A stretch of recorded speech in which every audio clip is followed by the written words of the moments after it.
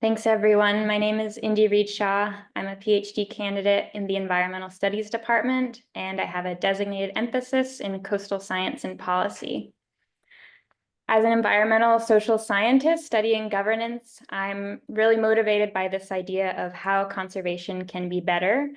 What can we move away from, such as Western forms or conceptions of conservation that exclude people, but also what positive things can we move towards, envisioning ways that humans and their environments can interact more fully. And so in my dissertation case study in Kiribati, I ask how a form of conservation, community-based fisheries management, can really better represent the community part that's inherent in the program's name. So in this presentation, I'll reflect on my research process and on some of my preliminary findings. So Kiribati, where the TI is pronounced like an S, is a nation of 33 atolls across 3 island chains in the sub-region of Micronesia. As the site of my PhD research, I always feel so lucky when I first glimpse an atoll from the sky, the white sliver of land studded with coconut trees, and then the brilliant blue lagoon in the center. The people of Kiribati, or Kiribati, know this beautiful view well. So how did I get here? I sought to work with my PhD advisor, Dr. Katie Sito, on a grant about whether healthy reefs can promote healthy people in Kiribati. And it's been invaluable to interact with this interdisciplinary team of ecologists, economists, public health scholars, all looking at this topic. And I also think it's really important to build on existing connections when you're doing research in a new setting. So this has included working with practitioners at the regional development level, such as the Pacific community, as well as in-country contacts with the Ministry of Fisheries. But most valuable to my research has been my choice to work with and hire Josephine Katovai as my co-researcher. It's been an opportunity for her to hone her research skills as she's a post-grad at the University of South Pacific in Fiji. And then in turn, her Pacific Island marine and cultural knowledge has been so vital to making our findings more locally relevant and impactful. So the productivity of coral reef fish in Kiribati is projected to decline 20% by the year 2050 due to changes in sea surface temperature and fish habitat. And this is a pressing issue for the people of Kiribati who depend on coastal fisheries for domestic nutrition. And in addition to food, fish in Kiribati are important for livelihoods and for culture. As one fisher expressed to us, fishing is part of who we are. Every day we want fish to eat, a few days without it, and we feel bad missing it. And this is just one of many sentiments that we heard with fishers, really talking about fish, especially small-scale fishing, as not just a resource, but really a life source.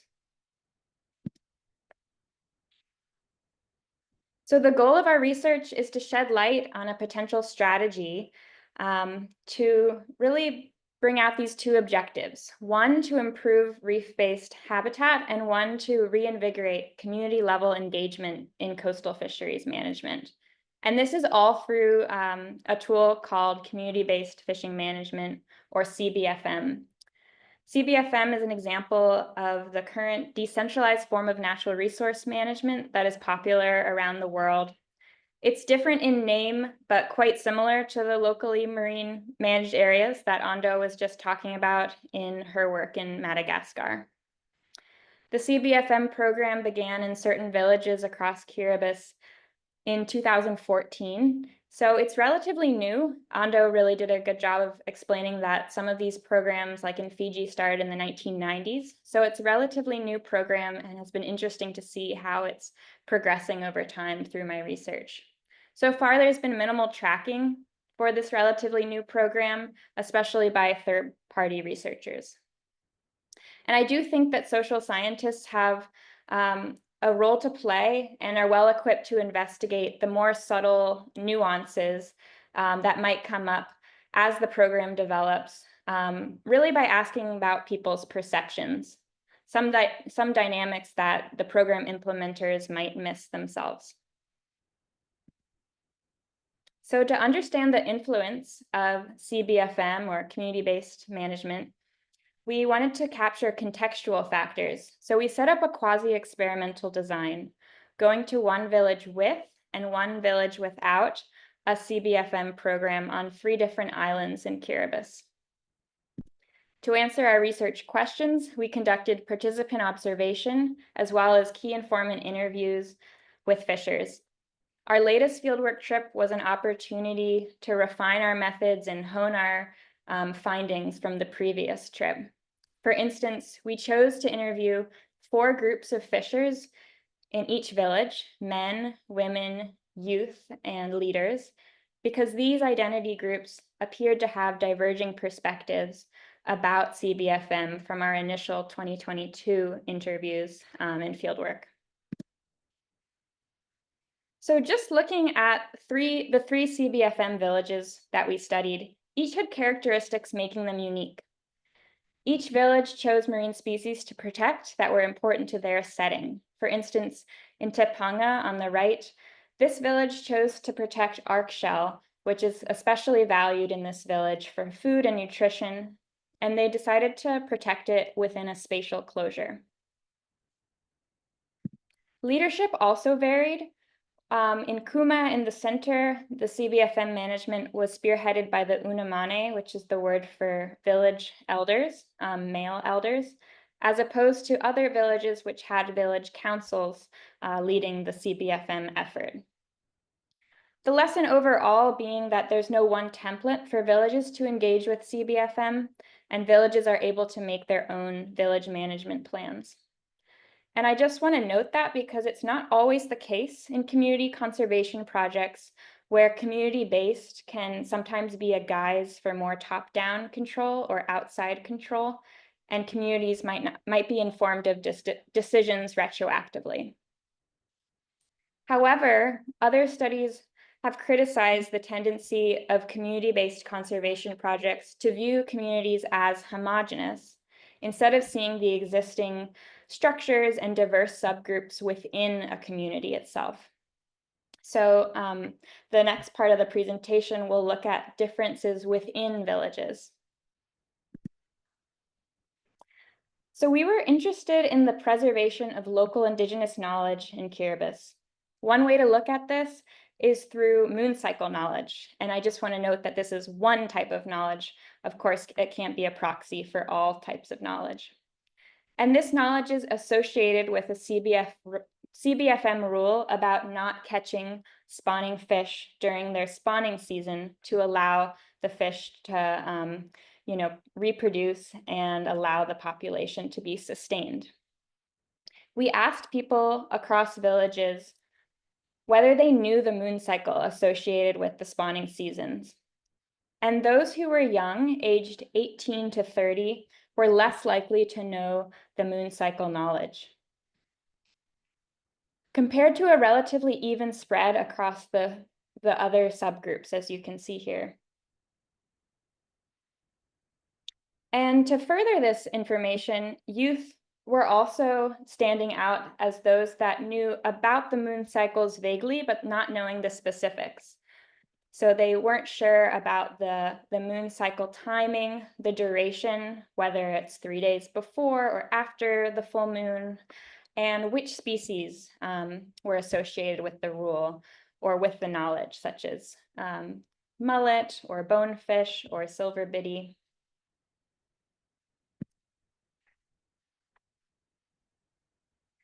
While about 50%, about half of fishers knew about the moon cycles in general in villages, we found that 90% of fishers knew about them in this one village of Tabanabera, which is a CBFM village. They seemed to know more about knowledge, and the spread was more even across different subgroups. It was distributed more. Tabernavera Village does have a CBFM rule about protecting the species called silver biddy during its spawning season. And this may indicate that by establishing certain rules, CBFMs may be able to reassert village local knowledge that could also otherwise be eroding. But I do want to emphasize the contextuality of this rule. Tabernavera is a village that has the spawning run right by their village, as you can see there in red. And they also consider this species to be their village species. So they really want to protect this particular species. But what these moon cycle findings and spawning rule findings start to make me wonder is there other existing knowledge, rules and practices in Kiribati that CBFM or community-based fishing could promote more fully and explicitly through fisheries management rules?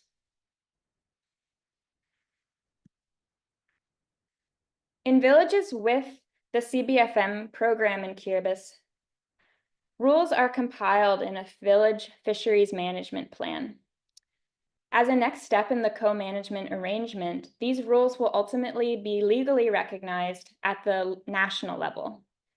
While this is an ongoing process, it's important to question whether scaling up CBFM can actually lose some of the groundedness that solutions often require.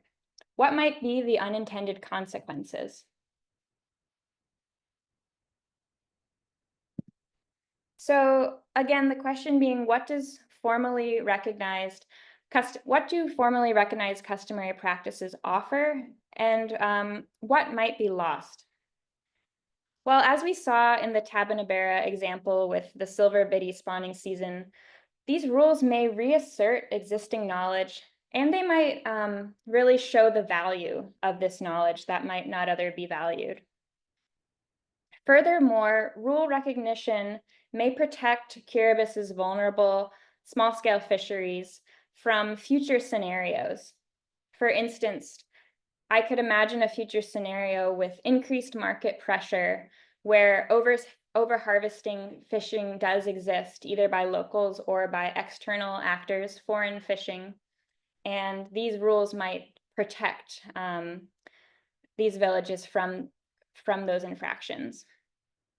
And then lastly, codifying rules may make the national government more invested in supporting villages in this new relationship they have together.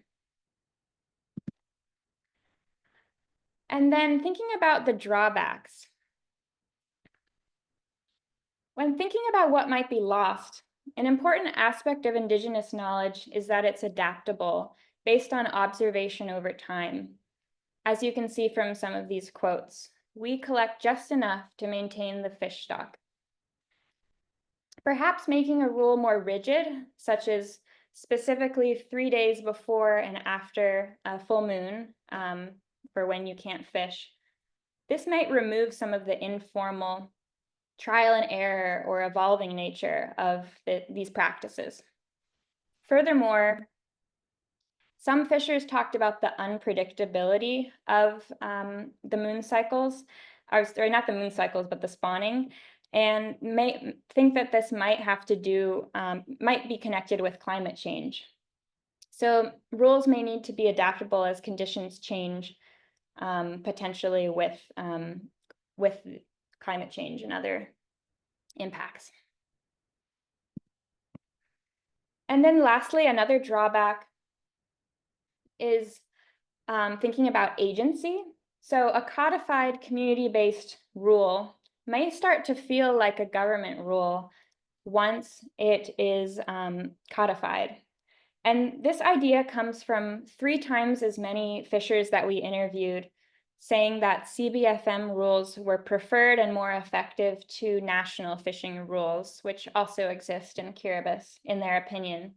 Some of these perceived differences were, as you can see here, national rules being more about enforcement and authority, and community rules being more about this collective sense of social and ecological benefits to the community itself.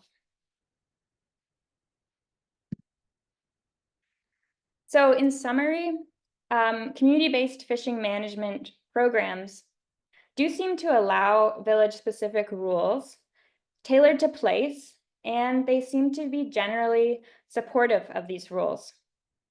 But at this critical juncture, before village CBFM plans are widely codified at the national level, it's worth reflecting on fisher perceptions at this current governance stage about what's working so far and what future scenarios or future political economies um, that might happen in the future. And I use the moon cycle knowledge and spawning rule as just one example to kind of think through this and to think about how whether the CBFM goals are met so far and whether they can be in the future.